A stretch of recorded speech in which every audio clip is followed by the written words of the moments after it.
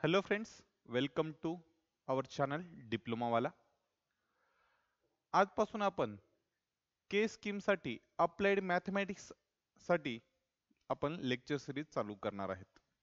या लेक्चर सिरीजमध्ये आपण कंप्लीट सिलेबस कव्हर अप करणार आहेत.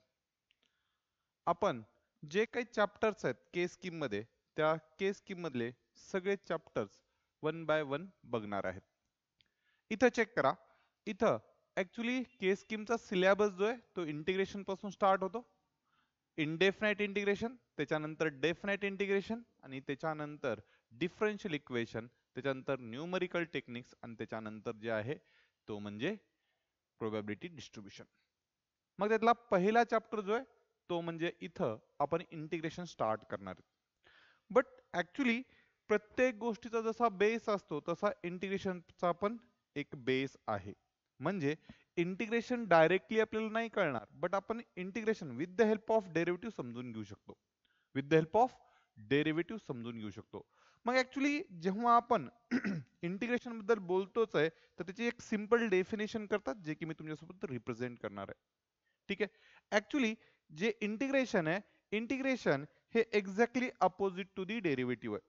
म्हणून त्याला आपण म्हणतो इंटिग्रेशन. इंटिग्रेशन जे आहे, इंटिग्रेशन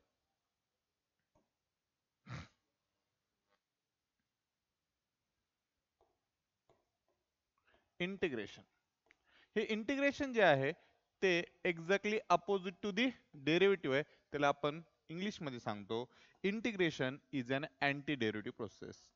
इंटिग्रेशन काय आहे? Integration is an integration is an anti derivative process. कसली प्रोसेस आहे? अँटी डेरिव्हेटिव्ह प्रोसेस आहे. ऍक्च्युली आता अँटी डेरिव्हेटिव्ह प्रोसेस म्हणजे काय ते सिंपल भाषेमध्ये सांगतो तुम्हाला मी. ठीक आहे, तुम्ही फक्त लेक्चर मध्ये शेवटपर्यंत जुडून राहा. मग actually what is the meaning of anti derivative process? आता अँटी डेरिव्हेटिव्ह प्रोसेस म्हणजे काय ते बघण्याच्या अगोदर आपण थोडंसं बेसिक आणखी इंटिग्रेशन बद्दल जाणून घेऊ. इंटिग्रेशन जे आहे ना, हे सिम्बॉलिकली जर बघितलं गेलं तर अशा सिम्बॉलनी रिप्रेझेंट केलं जातो इंटिग्रेशन. ठीक आहे. मग आता इंटिग्रेशन समजण्यासाठी आपल्याला डेरिव्हेटिव्ह माहित असायला पाहिजे. म्हणून एक एक्झाम्पल सांगतोय, चेक करा. एक्झाम्पल चेक करा. एक्झाम्पल असं आहे की जर समजा एखादा फंक्शन आहे आणि त्या फंक्शनचा मी डेरिव्हेटिव्ह घेतला with respect to X, something F of X आहे, आणि त्या फंक्शनचा आपण डेरिव्हेटिव्ह घेतला आणि तो समजा एफ डॅश ऑफ एक्स आला. तर चेक करा, हे जे काय फंक्शन आहे एफ ऑफ एक्स, याचा derivative F dash of x आलाय. मग आता what is the meaning of integration? Integration म्हणजे जो काही डेरिव्हेटिव्ह आलाय त्याच्यावर जर समजा मी इंटिग्रेशन अप्लाय केला कोणावर? जे आलंय एफ डॅश ऑफ एक्स. इथं मेन व्हेरिएबल एक्स होता तर इथं विथ रिस्पेक्ट टू सुद्धा काय असेल? एक्सच असेल. तर सोल्युशन येईल ज्याचा डेरिव्हेटिव्ह काढलाय ते फंक्शन. ज्याचा डेरिव्हेटिव्ह काढलाय ते फंक्शन आलं पाहिजे. ऍक्च्युली त्यासोबत सगळ्यासोबत इनडेफिनाइट इंटिग्रेशन मध्ये प्लस सी लिहिण्याची एक मेथड आहे. ती का लिहायची मी at the end of lecture पर्यंत सांगून देईन. ठीक आहे. म्हणजे इथे एक सिंपल फंड आहे की ज्या फंक्शनचा आपण डेरिव्हेटिव्ह काढतोय, समथिंग काय ना काही त्याचा डेरिव्हेटिव्ह येणार आहे. जे आलेलं डेरिव्हेटिव्ह आहे त्याच्यावर जेव्हा मी इंटिग्रेशन अप्लाय करतोय तेव्हा ज्याचा आपण डेरिव्हेटिव्ह काढला होता ती क्वांटिटी भेटायला पाहिजे. म्हणजे डेरिव्हेटिव्ह ज्या फंक्शनचा काढतोय सोल्युशन येईल, आणि त्या सोल्युशनला जर उलट करायचं असेल आणि मेन फंक्शन मध्ये आणायचं असेल तर त्याला काय म्हणतो आपण? इंटिग्रेशन असं म्हणतो. म्हणून तर आपण डेफिनेशन केली होती. What is the meaning of integration? Integration is an anti derivative process. म्हणजे आपल्याला असं सांगता येईल की एक्झॅक्टली डेरिव्हेटिव्हच्या अपोजिट कोण असणार आहे? इंटिग्रेशन असणार आहे. चलो ठीक आहे. हे जर F dash F of x असं जर काही कन्फ्युजन होत असेल तर थोडेसे आपण डिफरंट अल्फाबेट्स यूज करणार आहेत आणि तीच डेफिनेशन समजून सांगायचा प्रयत्न करणार आहेत. चेक करा. जर समजा असं असेल if D by dx of म्हणजे डेरिव्हेटिव्ह ऑफ समथिंग, हे एफ ऑफ एक्स फंक्शन आहे आणि या एफ ऑफ एक्स फंक्शनचं डेरिव्हेटिव्ह समजा जी ऑफ एक्स यायलाय. काहीतरी G of X F dash जरा कन्फ्युजन होते म्हणून जी ऑफ एक्स वापरलंय. Then we can say that by using an definition. म्हणजे देन हे आपण डेफिनेशनचा यूज करून असं म्हणू शकतो integration of G of X with respect to X is a F of X plus C. Clear आहे? बरं, याच्यामध्ये असं काही रॉकेट सायन्स नाहीये, फक्त एवढंच लक्षात ठेवा की जर समजा एफ ऑफ एक्स फंक्शनचा डेरिव्हेटिव्ह जी ऑफ एक्स येत असेल तर ह्या जी ऑफ एक्सचा इंटिग्रेशन हा एफ ऑफ एक्स आला पाहिजे. म्हणजे ही एक्झॅक्टली अपोजिट प्रोसेस आहे डेरिव्हेटिव्हच्या. म्हणून तर आपण इंटिग्रेशनची डेफिनेशन केली, it is an anti derivative process. मग आता डेफिनेशन जर व्यवस्थित कळले असेल तर आपण डेफिनेशनचा यूज करून डिफरंट इंटिग्रेशनचे फॉर्म्युले बनवू शकतो. ते फॉर्म्युले बघण्याच्या अगोदर आणखीन मी काय करतो, जरा डेफिनेशन थोडा आणखीन विस्तारित रूपात तुम्हाला समजवायचा प्रयत्न करतो. कळत असेल तर या व्हिडिओला लाईक करायचंय आणि चॅनलला सबस्क्राईब करायचंय, जेणेकरून पुढचे व्हिडिओ सुद्धा तुम्हाला पाहायला भेटतील. ठीक आहे, चलो आता नीट लग जा रे. आपण डेफिनेशन समजून घेण्यासाठी आधी थोडासा डेरिव्हेटिव्हचा यूज करणार आणि आणखीन एक गोष्ट क्लिअर सांगतो. इंटिग्रेशन साठी डायरेक्टली तुम्हाला फॉर्म्युले पाठ करायची गरज नाही, कारण इंटिग्रेशनचे जेवढे काही फॉर्म्युलेज बनतात ते मॅक्सिमम फॉर्म्युले हे डेरिव्हेटिव्हच्या फॉर्म्युल्यानुसारच बनतात.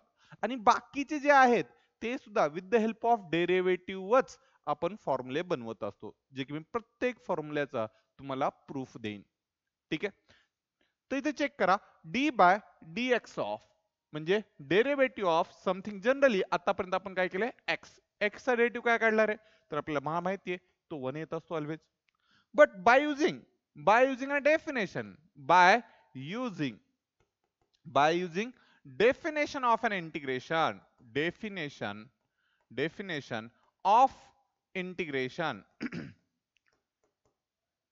इंटिग्रेशनच्या डेफिनेशन नुसार काय, तर जे काय फंक्शन आपण डेरिव्हेटिव्ह काढले आणि उत्तर काय तर भेटले, हे जे उत्तर आले त्याच्यावर जेव्हा मी इंटिग्रेशन अप्लाय करेन, काय अप्लाय करेन, इंटिग्रेशन जेव्हा मी अप्लाय करेन, इंटिग्रेशनचं सिम्बॉल तर माहिती आहे, इंटिग्रेशन कोणाचं, जे उत्तर आलं त्याचं 1 चं विथ रिस्पेक्ट टू कोण आहे, एक्स, तर उत्तर येईल एक्स.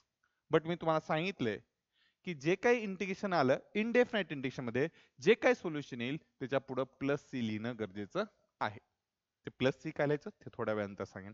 इथे चेक करा, इथे मेन व्हेरिएबल काय होता, एक्स. बट एखाद्या केस मध्ये असं होऊ शकतंय, integration of 1 with respect to T variable असेल, त्या केस मध्ये एक्स उत्तर येणार नाही. या केस मध्ये व्हेरिएबल कोण आहे, टी, तर उत्तर येईल टी आणि प्लस सी.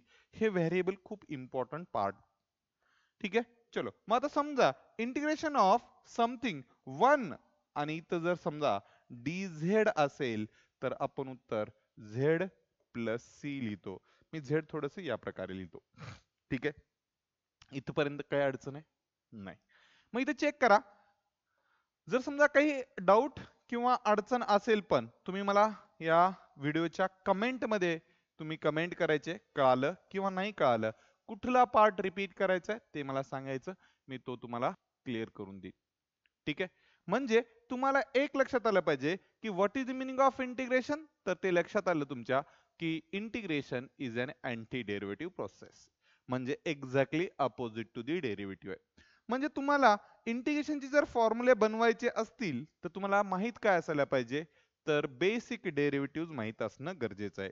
आपण बेसिक डेरिव्हेटिव्ह आहेत त्याचा यूज करून डिफरंट इंटिग्रेशन फॉर्म्युले बनवणार आहेत. आज बेसिकली 3 ते 4 फॉर्म्युले बनवू, नेक्स्ट लेक्चर मध्ये आपण बाकीचे फॉर्म्युले बनवून टाकू. ठीक आहे, चलो मग आता चेक करा, तर पहिला फॉर्म्युला तर बघितला आपण, इफ काय D by dx of x is equal to 1. मग इथं काय रे, by using definition of an integration, using definition of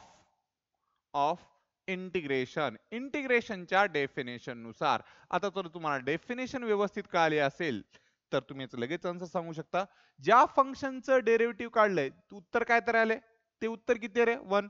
ह्या 1 चा जर इंटिग्रेशन घेतला मी with respect to a same variable, ज्या रिस्पेक्ट मध्ये आपण डेरिव्हेटिव्ह काढलाय, तर उत्तर भेटतंय ज्या फंक्शनचं डेरिव्हेटिव्ह काढलं ती क्वांटिटी आणि प्लस सी. हा बेसिक फंडामेंटल फॉर्म्युला. त्याच्यानंतर मी थोडीशी ऍडजस्टमेंट करून मी दुसऱ्या एक गोष्टी सांगतोय, नीट लक्ष द्या. जसं डेरिव्हेटिव्ह मध्ये दोन डिफरंट फंक्शन जर असतील, मी डेरिव्हेटिव्ह बद्दल बोलतोय मग इंटिग्रेशन बद्दल थोडेसे रूल सांगतो, त्याच्यानंतर आपण फॉर्म्युले बनवू. डेरिव्हेटिव्ह मध्ये जर दोन डिफरंट फंक्शन असतील आणि ते जर ऍडिशन किंवा सबट्रॅक्शन मध्ये असतील तर आपण सेपरेट डेरिव्हेटिव्ह दिला होता. आपण काय केलं होतं? सेपरेट डेरिव्हेटिव्ह दिला होता किंवा सेपरेट डेरिव्हेटिव्ह कॅल्क्युलेट केला होता. सेम वेनी आपण इंटिग्रेशन मध्ये सुद्धा समजा इंटिग्रेशन मध्ये आणि दोन डिफरंट फंक्शन असतील, हे एफ ऑफ एक्स एक फंक्शन आहे प्लस किंवा मायनस मध्ये दुसरा एक फंक्शन आहे जी ऑफ एक्स आणि विथ रिस्पेक्ट टू एक्स असं इंटिग्रेशन असेल तर by using an property of an integration, इंटिग्रेशनच्या प्रॉपर्टी नुसार मी काय करू शकतो, हे जे काही इंटिग्रेशन आहे हे इंटिग्रेशन मी सेपरेट एफ ऑफ एक्स ला देऊ शकतो विथ रिस्पेक्ट टू एक्स आणि प्लस इंटिग्रेशन ऑफ काय प्लस असेल तर प्लस मायनस असेल तर minus G of X with respect to X. कळालं? आणि दुसरं एक आहे, जर समजा इंटिग्रेशन मध्ये एखादा कॉन्स्टंट इनटू एखादा फंक्शन असेल त्याच्या रिस्पेक्ट मध्ये जर आपल्याला इंटिग्रेशन काढायचं असेल तर कॉन्स्टंट हा मल्टिप्लिकेशन मध्ये असेल तर आपण ह्या कॉन्स्टंटला इंटिग्रेशनच्या बाहेर घेऊ शकतो आणि फक्त इंटिग्रेशन कोणाचं काढायचंय? व्हेरिएबलचं. जसं की आपण डेरिव्हेटिव्ह मध्ये केलं होतं सेम प्रॉपर्टीज आहेत. चेक करा, डेरिव्हेटिव्ह मध्ये आपण म्हणलं होतं की जर दोन डिफरंट फंक्शन ऍडिशन किंवा सबट्रॅक्शन मध्ये असेल तर आपण सेपरेट डेरिव्हेटिव्ह कॅल्क्युलेट करू शकतो. सेम वेनी जर इंटिग्रेशन मध्ये दोन डिफरंट फंक्शन ऍडिशन किंवा सबट्रॅक्शन मध्ये असतील तर आपण त्याला सेपरेट इंटिग्रेशन देऊ शकतो. नेक्स्ट काय होतं, जर कॉन्स्टंट इंटू व्हेरिएबल असेल तर कॉन्स्टंटला ऍज इट इज ठेवून आपण डेरिव्हेटिव्ह कोणाचं काढतो होतो? व्हेरिएबलचं. सेम केस मध्ये इंटिग्रेशन असेल व्हेरिएबल इंटू कॉन्स्टंट असेल, कॉन्स्टंट मल्टिप्लिकेशन मध्ये असलं पाहिजे किंवा डिव्हिजन मध्ये असलं पाहिजे तर तो कॉन्स्टंट आपण ऍज इट इज इंटिग्रेशनच्या बाहेर घेऊ शकतो आणि इंटिग्रेशन फक्त व्हेरिएबल फंक्शनला अप्लाय करू शकतो. मग त्याच रूलचा आपल्याला यूज करायचंय आणि इथं काही डिफरंट फॉर्म्युले बनवायचे. ठीक आहे, चलो मग इथे चेक करा. काही काही जण म्हणतील सर इंटिग्रेशन मध्ये फक्त जर कॉन्स्टंट असेल विथ रिस्पेक्ट टू एक्स असेल तर लक्ष द्या, कॉन्स्टंट आताच मी रूल सांगितला, कॉन्स्टंट इंटू जर मध्ये कोणी असेल तर ह्या कॉन्स्टंटला काय करायचं? बाहेर काढायचं. इंटिग्रेशन कोणाचं काढायचं? फक्त मध्ये कोण नाही म्हणजे काय उरेल रे? 1. आणि 1 चं इंटिग्रेशन आताच काढलंय मी. हे के ला के ऍज इट इज ब्रॅकेट मध्ये एक्स प्लस सी, ह्या के न मध्ये मल्टिप्लाय केलं तर काय येईल रे? के इंटू एक्स प्लस के इंटू सी म्हणजे काय रे? के कॉन्स्टंट आहे, सी कॉन्स्टंट आहे, constant into constant another constant येईल. मग ते काही जण सी लिहितील किंवा मोठा सी लिहा, काय बिघडत नाही, शेवटी सी इज ए कॉन्स्टंट. किती आहे माहित नाही, छोटं आहे मोठं आहे काहीच माहित नाही, फक्त कॉन्स्टंट आहे एवढं पक्का माहिती आहे. क्लिअर आहे? म्हणजे इंटिग्रेशन ऑफ एखादा कॉन्स्टंट असेल तर काय करायचं? के इंटू व्हेरिएबल प्लस सी करून टाकायचं. ठीक आहे, मग आणखीन एक बाय युजिंग अँड डेफिनेशन्स करणार मॅक्सिमम गोष्टी. तर चेक करा, आपण असं डेरिव्हेटिव्ह काढू शकतो का? चेक करा, D by D X of X चा पॉवर एन प्लस 1. आता लग जा रे, काही जण म्हणतील sir D by D X of X raise to N माहिती आहे आम्हाला, काय पॉवर पुढं पॉवर 1 न कमी. बट मला X raise to N minus 1 चा इंटिग्रेशनचा फॉर्म्युला बनवायचा आहे का? नाही, मला जे बनवायचं आहे एक्स रेस टू एन, इथं जर डेफिनेशन घेतली असती मी बाय युजिंग अन डेफिनेशन, इथं जर मी घेतली असती बाय युजिंग डेफिनेशन, कोणाची डेफिनेशन? डेफिनेशन कोणाची डेफिनेशन? Definition of integration. तर काय झालं असतं रे, मला इंटिग्रेशन कोणाचं भेटलं असतं? तर चेक करा, मला इंटिग्रेशन भेटलं असतं काय? N into X raise to N minus 1 च विथ रिस्पेक्ट टू एक्स. मग इज इक्वल टू काय आलं असतं? X raise to 1. इकडचा एन तिकडे जाऊन डिवाइड झाला असता. बट तेच ते मला सांगायची इच्छा नव्हती, कारण इथं चेक करा, इथं एन मायनस 1 चा इंटिग्रेशन आला असता. बट मला एन मायनस 1 चा इंटिग्रेशन नकोय, मला पाहिजे एक्स रेस टू एन चा इंटिग्रेशन. मला काय पाहिजे?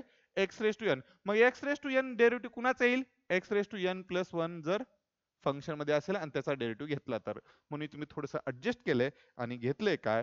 X raise to N plus 1 चा डेरिव्हेटिव्ह. आता चेक करा, X raise to N plus 1 चा डेरिव्हेटिव्ह मला तुम्ही सांगू शकता?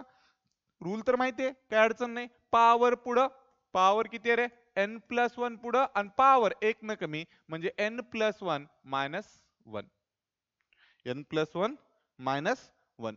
ठीक आहे, चेक करा, थोडस मी खाली लिहितो, ह्याला खाली लिहितो, मे बी तुम्हाला दिसत नसेल, थोडस आता दिसेल. ठीक आहे, चलो थोडस खाली करतो. हा चलो, मग आता by using bye using definition, काही गडबड करायची नाही, डेफिनेशनच अप्लाय करायची. कारण आपल्याला इंटिग्रेशनचं दुसरं काय माहिती आहे का? नाही. आपल्याला फक्त इंटिग्रेशनचे जे फॉर्म्युले आहेत ते कुणाच्या रिलेशन होऊन काढायचे? डेरिव्हेटिव्हच्या, आणि त्या डेफिनेशन नुसारच. म्हणजे by using definition of integration, by using a definition of integration, इंटिग्रेशनच्या डेफिनेशन नुसार काय करावं लागेल रे?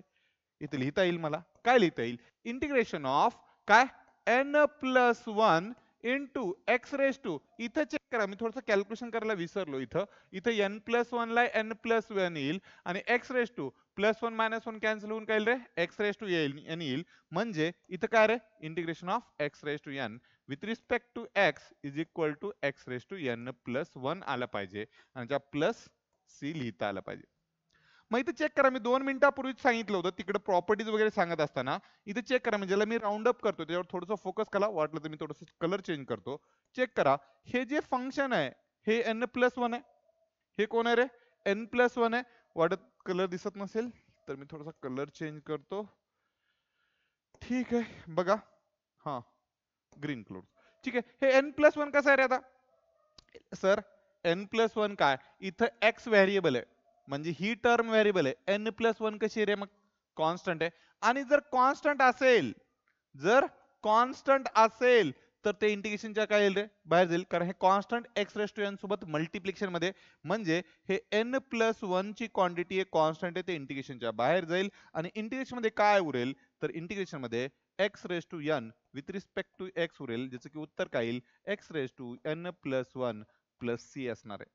बट हे n प्लस वन इकडे काय रे? मल्टिप्लिकेशन मध्ये, तिकडे जाऊन काय होईल? डिव्हिजन मध्ये होईल. X raise to N with respect to X is equal to X raise to n plus one divided by n plus one plus C. आता काय जर म्हणतील, सर हे n प्लस वन सी ला पण डिवाइड होईल? येस, डेफिनेटली होईल. But check करा, सी कोण आहे? कॉन्स्टंट. आणि n प्लस वन कोण आहे? Constant. Constant divide by constant, another constant येणार आहे. म्हणून मी सेपरेट डिव्हिजन न करता फक्त डिव्हिजन कोणाला केली? व्हेरिएबलला, आणि कॉन्स्टंटला सी ला सी ऍज इट इज लिहून टाकलं. कारण constant divide by n plus one is also constant, constant divide by constant again A constant येणार आहे, म्हणून मी सी ला डिवाइड केलं नाही. ठीक आहे, ते काही ना काही कॉन्स्टंट येऊन जाईल. म्हणजे एक नवीन फॉर्म्युला बनला. त्याच्यामध्ये काय रे? एक्स रेस टू एन चं इंटिग्रेशन काय? पॉवर एक न वाढवायचंय आणि आलेल्या पॉवरनी काय करायचंय? डिवाइड करायचंय. चेक करा, डेरिव्हेटिव्हच्या एक्झॅक्टली अपोजिट आहे का? आपण काय करत होतो? डेरिव्हेटिव्ह मध्ये पॉवर मल्टिप्लिकेशन मध्ये घेत होतो, आधी मल्टिप्लिकेशन मध्ये, आणि त्याच्यानंतर पॉवर एक न कमी. आता त्याच्या उलट जर जायचं असेल तर काय करावं लागेल? पॉवर आधी वाढवावं लागेल, आणि आलेल्या पॉवरनी काय करावं लागेल? डिवाइड करावं लागेल. इथं मल्टिप्लाय करतो, तिथं काय करावं लागेल? डिवाइड. बस एवढाच प्रोसेस आहे. म्हणजे इंटिग्रेशन मध्ये तुम्हाला काय करायचंय? जे फंक्शन व्हेरिएबल जर बेस मध्ये असेल आणि पॉवर मध्ये कॉन्स्टंट असेल, व्हेरिएबल जर बेस मध्ये आणि पॉवर मध्ये जर कॉन्स्टंट असेल तर पॉवर एक ने वाढवायचंय आणि आलेल्या पॉवरनी डिवाइड करायचंय. ठीक आहे, बट इथे एक ट्विस्ट आहे. हा फॉर्म्युला फक्त आपण केव्हा वापरू शकतो? जेव्हा n ची व्हॅल्यू ही -1 नसेल तरच. समजा चुकून जर n ची व्हॅल्यू -1 आली या केस मध्ये, म्हणजे integration of x raise to -1 आलं, तर हा फॉर्म्युला वापरू शकत नाही. सर का बरं वापरू शकत नाही? सिंपल आहे, x ची व्हॅल्यू जर -1 असेल तर x रेस टू -1 प्लस 1 0 होईल, x चा पॉवर 0 होईल, डिवायडेड बाय 0 -1 प्लस 1 0 होईल. Any value divide by 0 is infinite, आणि इंटिग्रेशन शक्यतो इन्फिनाइट येत नाही. इनडेफिनाइट इंटिग्रेशन तर येतच नाही. म्हणजे तुम्हाला काय करावं लागेल? थोडंसं कॅल्क्युलेशन व्यवस्थित करावं लागेल. मग इथे चेक करा, n इज इक्वल टू -1 नसायला पाहिजे, तेव्हाच हा फॉर्म्युला यूज करू शकतो. मग आता जसं मी सांगतो की हा फॉर्म्युला फक्त n इज इक्वल टू -1 सोडून बाकी सगळ्या ठिकाणी वापरता येते, तरी पण लेकराचं सगळं लक्ष असते. सर ठीक आहे, हा फॉर्म्युला आपण वापरू, बट समजा n ची व्हॅल्यू -1 आली तर? मी सांगतोय की हे जर -1 आली तर हे वापरायचं नाही, तर काय वापरायचं? तर एक दुसरा फॉर्म्युला आहे, मी सांगतो. ठीक आहे? नाही नाही सर, ते आधी सांगा. एक लक्षात ठेवा, सिस्टमॅटिक जाऊ, काही गडबड नाही. कळालं? म्हणजे तुम्हाला असं नाही वाटायला पाहिजे की सर घेणार नाही, घेईन मी ते. हे सुद्धा आजच्याच लेक्चर मध्ये क्लिअर करेन की n इज इक्वल टू -1 असेल तर. मग आता काही लेकरांचं म्हणणं असते, सर तुम्ही सांगितलं की with the help of derivative आम्ही इंटिग्रेशनचा एक फॉर्म्युला बनवला. तो फॉर्म्युला आहे X raise to n with respect to X is equal to X raise to n plus one divide by n plus one plus C. But हे केव्हा केव्हा वापरायचं? मग मी म्हणलं चल ठीक आहे, मी एक्झाम्पल दाखवतो 2-4. म्हणजे जेणेकरून तुम्हाला क्लिअरच होईल की एक्स रेस टू एन हा फॉर्म्युला इंटिग्रेशनचा केव्हा वापरायचा. जर इंटिग्रेशन मध्ये समजा एक्स रेस टू 5 आहे विथ रिस्पेक्ट टू एक्स आहे, चेक करा इथं 5 कसं आहे रे, कॉन्स्टंट आहे. इथं 5 कसं आहे, कॉन्स्टंट आहे. त्या केसमध्ये काय रे, X raise to 5 plus 1 divided by 5 plus 1 plus C येऊन जाईल, which is equal to 5 plus 1 is a 6, X raise to 6 divide by 6 plus C. मला एकाने विचारलं सर तुम्ही जो पॉवर आहे तो पॉझिटिव्ह असायला पाहिजे का, म्हणलं नाही तसं काहीच अडचण नाही, निगेटिव्ह असलं तर चालतंय, फक्त निगेटिव्ह 1 असू नये. मग त्यांनी मला विचारलं सर -3 असेल तर चालतंय का, मी म्हणलं चल ठीक आहे चालतंय. तर काय रे, एक्स रेस टू काय power -3 plus 1 divided bye -3 plus 1, एक न वाढवायचं आलेल्या पॉवरनी डिवाइड करायचं, म्हणजे काय रे X raise to -2 divide by -2 plus C. मग लगेच मला एका स्टुडंटनी विचारलं की सर जर समजा हा जर रेशो असेल तर, रेशो असेल तर म्हणजे काय रे, एक्स रेस टू समथिंग 3/2 असेल तर, मी म्हणलं तरी पण चालते.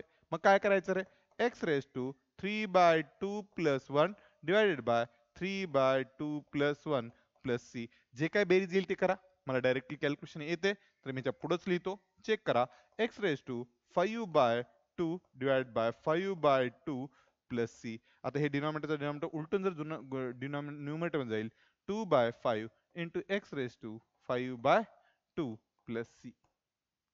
कळतंय? मग आता चेक करा काही जणांचं म्हणणं होतं इंटेजर आला, निगेटिव्ह आलं, पॉझिटिव्ह आलं. आता पॉझिटिव्ह रेशो आला, निगेटिव्ह रेशो आला तर, तरी पण निगेटिव्ह रेशो आला तरी पण आपण हा फॉर्म्युला यूज करू शकतो. इंटिग्रेशन मध्ये समजा X raise to -5/2 with respect to X असेल तर काय करायचं, सॉरी इथे एक्स व्हायला पाहिजे, 0 झाल्यासारखं वाटायला. ठीक आहे, तर चलो चेक करा या केस मध्ये काय करावं लागेल रे, सेम प्रोसेस. चेक करा, बेस मध्ये व्हेरिएबल, पॉवर मध्ये कॉन्स्टंट असेल तर पॉवर 1 ने इन्क्रीज करायचं.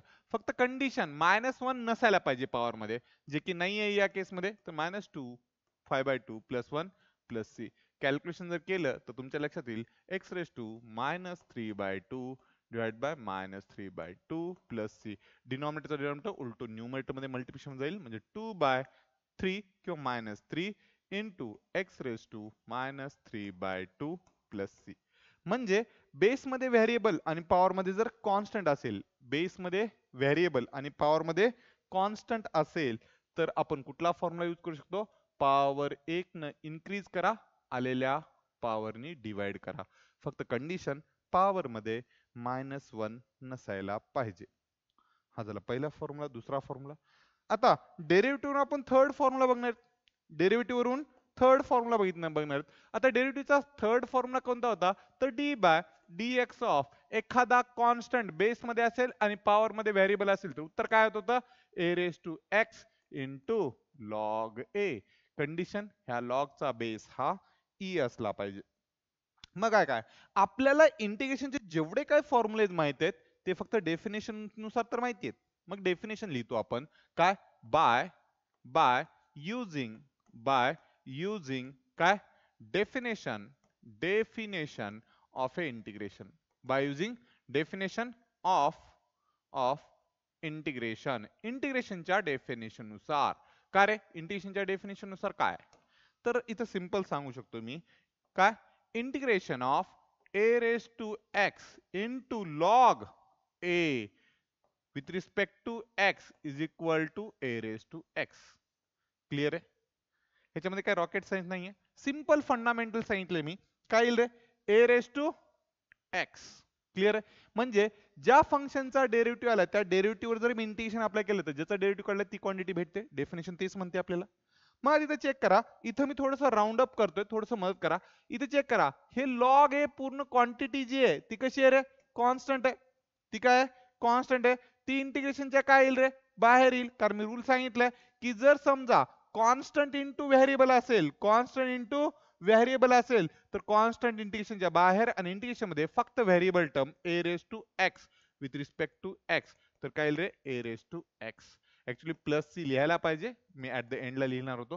हे लॉग इकडे मल्टिप्लाय मध्ये, तिकडे जाऊन काय होईल, डिवाइड. तर इंटिग्रेशन मध्ये A raise to X with respect to X is equal to A raise to X plus C divide by पूर्ण लॉग येणार आहे, बट मी फक्त लॉग ए न ए रेस टू एक्स ला डिवाइड करतोय कारण लॉग ए कॉन्स्टंट आहे आणि सी सुद्धा कॉन्स्टंट आहे. सी डिवाइड बाय लॉग ए आणखीन कॉन्स्टंट येणार आहे सेपरेट डिव्हिजन केलं तर, म्हणून एकच सी लिहिलाय. मग इथे चेक करा, तुमच्या लगेच लक्षात येईल, लगेच काय लक्षात येईल की काय लक्षात येईल की ए कोण आहे कॉन्स्टंट आणि एक्स कोण आहे व्हेरिएबल. बेस मध्ये कॉन्स्टंट आणि पॉवर मध्ये जर व्हेरिएबल आलं तर डेरिव्हेटिव्ह मध्ये काय करतो तो ऍज इट इज टर्म आणि लॉग ऑफ कॉन्स्टंट मल्टिप्लाय करतो तो. इथे लॉग ऑफ कॉन्स्टंट काय करतोय अपोजिट प्रोसेस मध्ये डिवाइड करतोय. म्हणजे ए रेस टू एक्स चा डेरिव्हेटिव्ह काय येत होता A raise to X into log A multiplying मध्ये.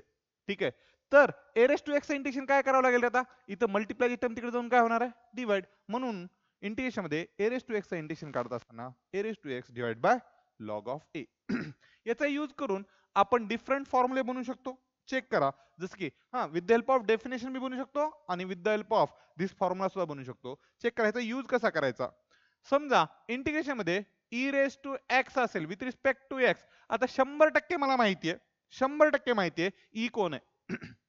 ई कॉन्स्टंट आहे, एक्स कोण आहे व्हेरिएबल आहे. बेस मध्ये कॉन्स्टंट पॉवर मध्ये व्हेरिएबल असेल तर उत्तर काय येत असते E raise to X divide by log of constant log of E with base E plus C. But आपल्याला माहिती आहे लॉ ऑफ लॉगरिथमच्या प्रॉपर्टी नुसार log E with base E काय येते रे 1 येत असते. म्हणजे final answer E raise to X plus C येईल. म्हणजे integration of E raise to X with respect to X is always E raise to X. हे सिंपल इंटिग्रेशन चालू आहेत with the help of derivative. ठीक आहे, चलो मग आता काही काही स्टुडंट म्हणतात सर ह्याचे ऍप्लिकेशन कसे करायचे.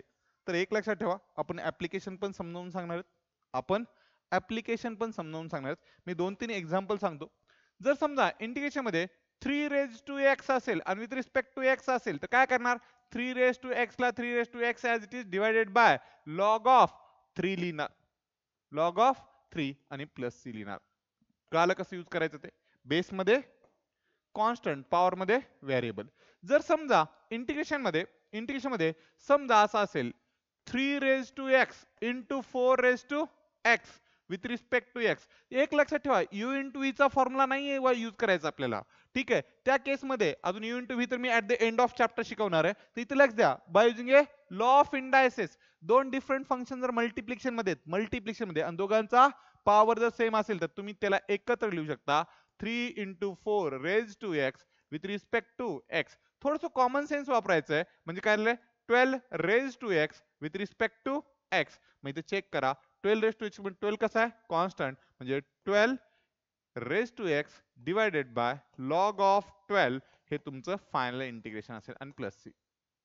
असंच जसं मल्टिप्लिकेशन मध्ये तसं डिव्हिजन मध्ये पण एखादी विचारू शकतात. Integration of 3 divide by 4 raise to X with respect to X असेल तर लक्ष द्या 3 रेज टू 4 हे पूर्ण सिंगल कॉन्स्टंट असल्यासारखं कन्सिडर करायचं आणि divided by log of 3 by 4 हे कॉन्स्टंट कन्सिडर करून प्लस सी लिहायचं. म्हणजे तुम्हाला इथं लक्षात आलं पाहिजे की कॉन्स्टंट जर बेस मध्ये असेल आणि पॉवर मध्ये जर व्हेरिएबल असेल तर काय करायचं जसं क्वांटिटी ती ऍज इट इज ठेवायचं divide by log of constant करायचं. म्हणजे हा होता थर्ड फॉर्म्युला. आणि आता एक शेवटचा फॉर्म्युला जे की इम्पॉर्टंट आहे, व्हेरी इम्पॉर्टंट आहे. ते काय ते मी तुम्हाला नेक्स्ट लेक्चरला सांगेन, बट आधी फॉर्म्युला. ठीक आहे, चलो मग इथे लक्ष द्या रे, इथे लक्ष द्या आपल्याला डेरिव्हेटिव्ह माहिती आहेत. Yes, if D by D अरे सॉरी हा थोडीशी स्पीड जरा जास्त होत असेल तर तुम्ही मला कमेंट मध्ये सांगू शकता की स्पीड जास्त होईल का कमी होईल ते. ठीक आहे, जर स्पीड जास्त होत असेल तर मला सांगितल्यावर मी लगेच काय करेन नेक्स्ट लेक्चर पासून थोडीशी स्पीड कमी करेन. आणि स्पीड जर बरोबर असेल तरी पण सांगा म्हणजे ती स्पीड आपल्याला मेंटेन करण्यात येईल. चेक करा लॉग ऑफ एक्स चा derivative with respect to X काय होतो 1 बाय एक्स. तर इथे आपण using a by using a definition of an integration आता पहिल्या बीट पासून मी तुम्हाला डेफिनेशन सांगतोय by using a definition of integration. मला ह्याचं तुम्हाला उत्तर सांगता आलं पाहिजे. काय by using a definition of an integration काय येईल चेक करा. Integration of 1 divide by X with respect to x. 1 divided by x with respect to x is equal to log of x. आणि इथं प्लस सी लिहायची एक पद्धत आहे.